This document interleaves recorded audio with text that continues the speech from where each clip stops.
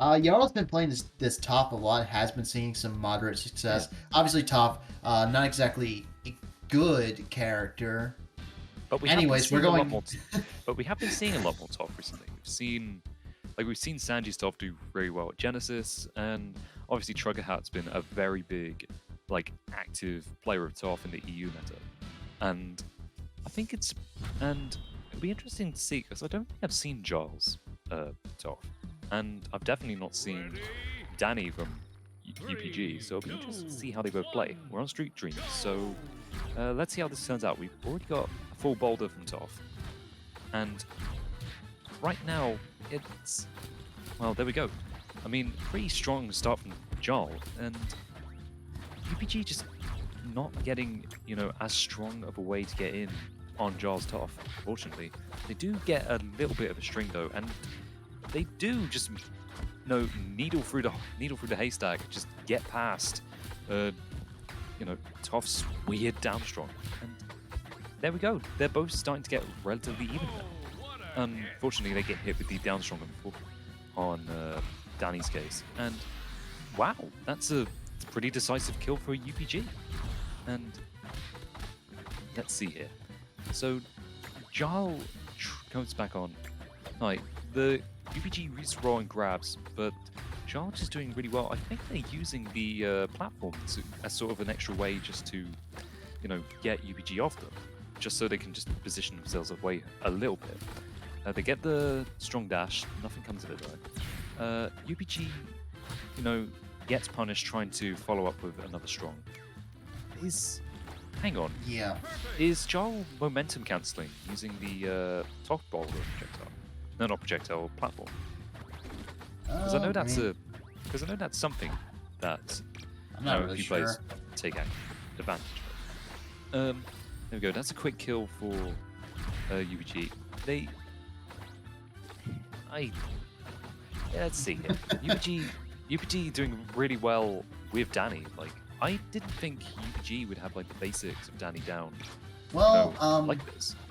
I know what he does is basically every day he sits down and plays 30 minutes of every character in the game. And actually, Jarl getting caught out without a platform there, so Yeah. gonna die there. Quick. UBG doing pretty well. Kind of already knows the fundamentals of combo strings, and that kind of costs you Toph a lot here. So The weird thing about Toph is that one of her best tools is also like one of the weirdest ones in terms of hitbox, which is the downstrong. Because downstrong covers a really strong. Oh, got an error. Match is not joinable, apparently. oh, cool. But now we're guess back. I Danny think. won. I mean, that was a pretty good first round, though, I will say. And we're back on it. So, I will say, what I was going to say was that it's kind of curious because one of Toph's strongest tools in downstrong is like one of the most bizarre in terms of how we've seen it work. Because obviously, since it's that archway, we see like a lot of weird situations like we saw where you can just sort of literally, especially if you're sort of like a thin-ish character like Danny, you can just sort of peek right through and just take advantage of. Oh, this is completely different. We got Jarl's Garfield and UPG's Sandy. Yeah, And- Jarl switching up to that Garfield. One of his more well-known character picks. I haven't seen him busted out in a while. I guess maybe saw the magnitude of the situation. Didn't think that the Toph was working. So switching up into Garfield on Rooftop Rumble. I mean, it's think that UPG. makes You've got to sense. give UPG the respect. Anyway, okay. So UPG uses Sandy, and I think Sandy is another character that I'm seeing a lot more now compared to before. Because I think Bodidi is learning Sandy as well, which I'm gonna assume is partly because everyone's sort of preparing for when April inevitably gets patched. So it's interesting to see people just sort of trying out Sandy and just taking advantage of her kit again. And we can already see UPG using the neutral aerial strong really well to approach properly with Sandy. But Jarl is just making really effective use of Garfield's toolkit here. He's doing a really good job at just sort of, taking advantage of, but he misses the down strong, unfortunately, but he does punish with the down air, and just a quick straight hit for the neutral strong for UPG.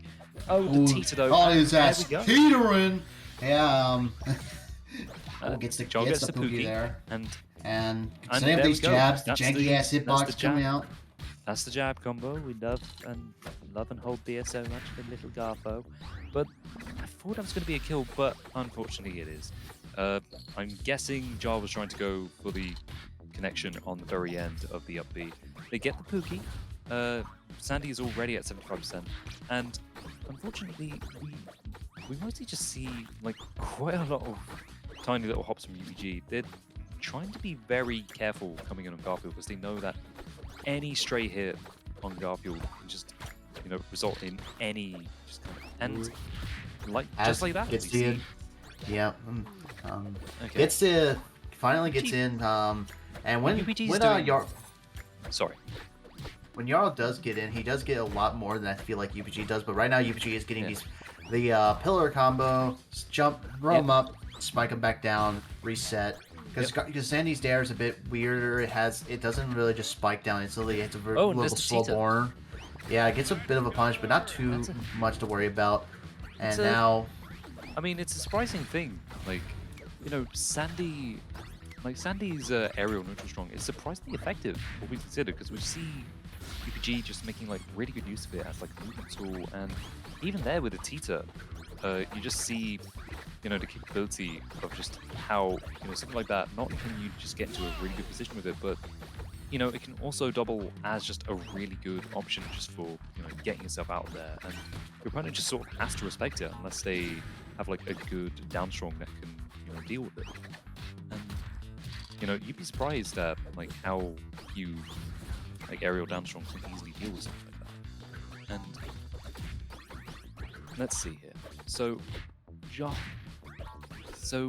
doing really well here to just capitalize off the small bits we do see. And gets the yawn. He's sleepy. He getting a little sleepy. And now Jarl getting such good percent with the combo, but UPG able to get out of it and get attack out of the combo. Oh, very risky going for that. UPG trying to go for the neutral strong off stage again. Ooh, pretty far out. Jarl trying to confirm a kill, use the pies. They unfortunately don't get it. They tried to hit the stomp stage, but UPG knew what was going on. I think that attempt to, edge guard UPG and get him with a spike just ended up saving him. And just, there we go. I think I don't think it's impossible to think that UPG could take this one. That's the opening he needs, and I definitely think it's still possible. Jarl has just been able to space out properly and get these dash attacks, which is what leads to a lot of Garfield stuff. Is that light dash? We'll be able to get the Pookie and get a combo into a yawn, and he takes the game too. Ties up the set after that Toph game, and looking pretty good to continue moving on. But that definitely was closer. I mean, obviously UPG's gonna change up his character. I don't really know what he's gonna pick anymore. I mean, let's see what happens. I mean, for all I know, UPG might want to just stick with Sandy until the end, just to see if he can get a win out. I mean, I wouldn't put it past him. Actually, Jarl going back to Toph. So we're going back to Toph, and UPG's going back to Danny Phantom. So So we're getting a repeat of what happened game 1. What the hell is this? Why? But why though? I don't get that at all. I feel like both players thought they were doing something. I feel like Jarl was trying to ride the high, and UPG was trying to ride the low, but they just ended up missing each other completely. So this is kind of surprising. I feel like whatever happens next will just be down to whichever stage they select, because we saw last time around that Jarl's Toph is good, but UPG just did really well on just sort of approaching it and just taking advantage of many of the weak points in Toph's actual defense. And here we are, we're on a harmonic convergence. So, yeah, looking to take it to the conversion. One thing I'm very surprised at is that he decided to swap off of the Garfield and off of the Toph when he was at Rooftop Rumble, which is usually seen as Toph's best stage. I'm very surprised he didn't just like stick it out for the Rooftop counter pick. Oh, that's a good kill. That's a very early kill. Face. The wall. He got the wall up, and it just gets the stock pretty early. Oh, that's kind of bizarre. Oh, and UPG already died going off stage. Yeah, a bit of an SD from UPG. Jarl's going to be able to capitalize and tagging into the boulder. Yep. Going to take so much for that. They missed that. with the arch though. For some reason we're not seeing as much, dominance from UPG here compared to, game 1. But things could change. Toph is at a relatively high percent. All it takes is just one little nick like that. Yeah, and we've seen that. And we've seen that UPG is definitely capable of just doing really well off stage. So, as soon as something like that just takes place, it's going to be very difficult for Jarl to just sort of come back. And already we're seeing Toph at relatively high percents, against UPG's Danny, and that's quite scary for them because, all it'll take is just like one little stray, like strong hit, and then immediately things will just be quite evened up, and getting those kind of straight hits is something that Danny's really good at. Yeah, try to get a far outreach, and wow, just a random, just a raw Fenton canister thing. Fenton first, and I think it's that's a very, that's just a really strong, option in general for Toph. I mean, I was going to say really strong, but the thing is, it's just good for a reason. But UPG already just, evens it up. So, this is a relatively even game right now between both players. They're both at 10%. And I mean, both players just, they're getting these straight hits in. UPG getting a slight combo there, but nothing major. I mean, this is probably the closest we've seen. UPG goes past the first arch, not the second.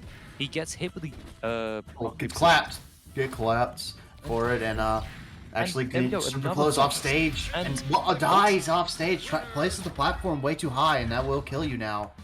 Oh, does it now? And there we go. That's an end for bloody. That's an end for this particular round.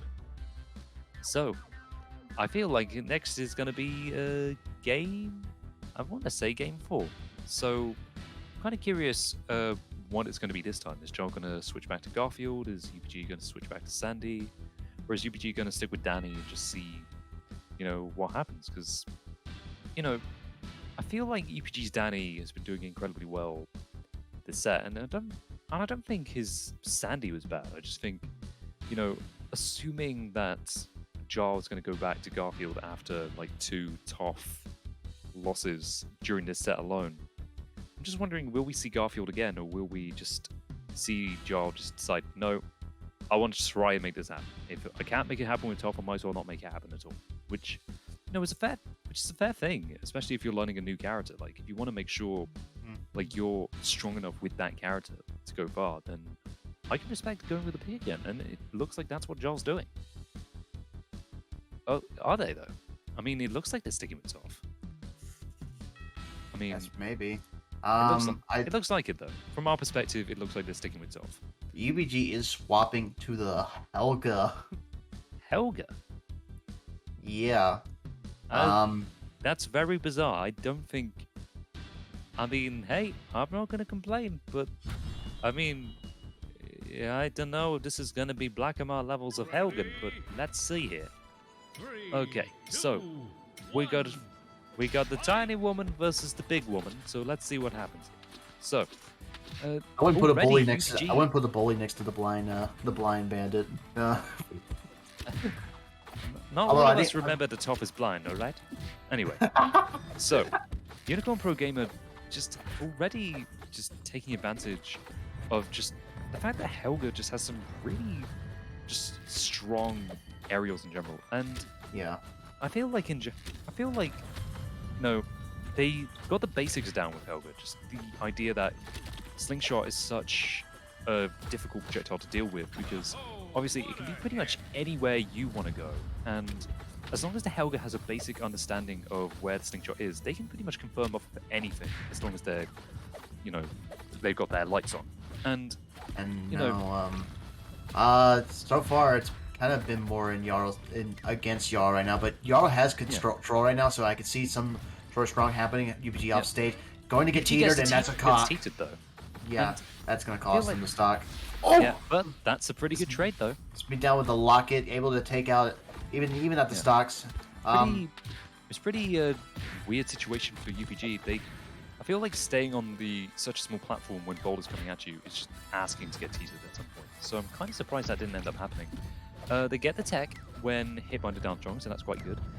Jarl just doing their best just to, keep away from UPG, because I feel like, both players are aware that just Helga's air game is way better than Toph's, and already we can see just how good just Helga is just confirming these kills with her aerial neutral strong. And you just see... we see Jarl missing a tech there. I think he's been missing a couple of techs, and it's kind of been costing a lot of times. UPG getting the help.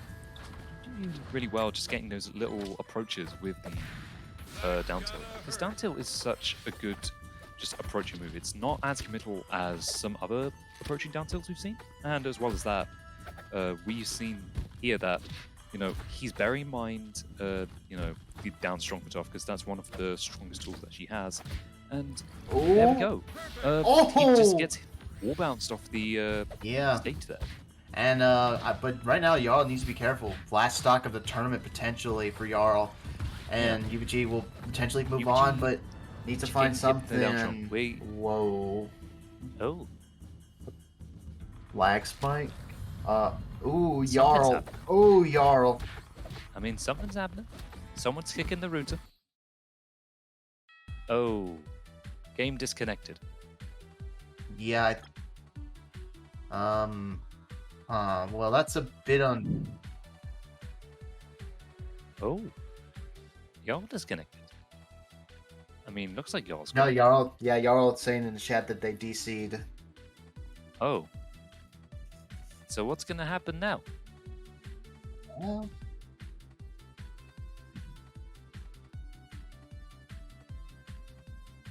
It was 2-1. 2 stocks to 1. Yeah.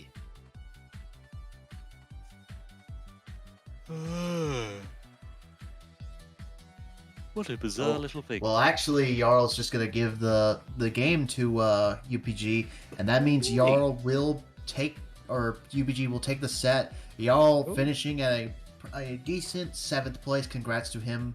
That's a very respectable thing for Jarl to offer.